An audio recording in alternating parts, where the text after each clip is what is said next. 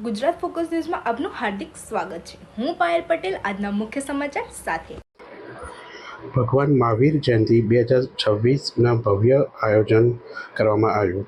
જૈન ધર્મનો પ્રભાવ વધારવા અને સમગ્ર દિગંબર જૈન સમાજને એક મંચ પર લાવવા હેતુ શ્રી 1008 મહાવીર ભગવાન જન્મ કલ્યાણ મહોત્સવ સમિતિ દ્વારા ભવ્ય રથયાત્રા આયોજન કરવામાં આવ્યું। આ યાત્રા પૂર્વ અને પશ્ચિમ વિસ્તારથી નીકળશે અને ત્યાંથી કુંડરપુર નગરી કાંકરિયા ફૂટબોલ ગ્રાઉન્ડ ખાતે સવારે 10 વાગ્યાથી પહોંચીને અને ત્યાં ધર્મસભા યોજાશે અને 5000થી વધુ જૈન ભક્તો એક સાથે ભેગા થઈ ભગવાન મહાવીર જૈન જન્મનું કલ્યાણ મહોત્સવ મનાવશે।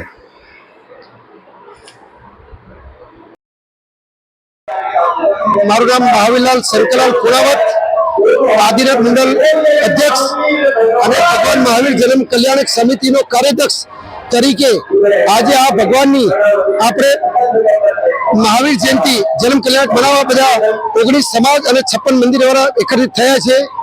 અમે બધાએ અહીંયા બધાને સમાજમાં જૈન ધર્મની એકતાના સંદર્ભમાં એક મિસાલ બનાવવાના હેતુથી બધા જૈનોને એક મંચ પર લાવવાની અમે કોશિશ કરી છે અને એને સાથે બધા સમાજના 19 સમાજના અમારા સાથે રહીને અમને આ સાથ સહયોગ આપ્યો છે।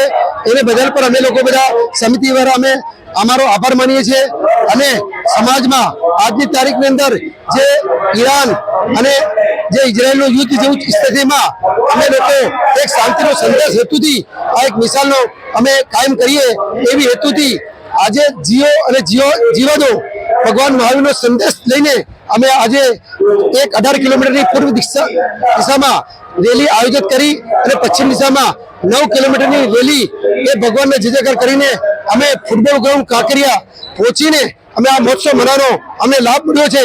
એનો અમને ભગવાનનો અમને બહુ આભાર રહેશે અને સમાજને એક મંચ લાવવા માટેનો જે અમારો પ્રયત્ન છે એ અમને બહુ સફળ થયો છે અને આગળ પણ અમને સફળતા મળે એવી આશાથી અમને જે ટીમોએ જે પોલીસ સંસ્થાવાળાએ કોર્પોરેશન વાળાએ સમાજના અગ્રણીઓએ 19 સમાજના સેક્રેટરીએ અને 56 મંદિરના અગ્રણી અધ્યક્ષ અને કાર્યકર્તાઓ બધા મળીને આ કાર્યક્રમમાં સફળ કરવા માટે અમે સાથ સહયોગ આપે છે।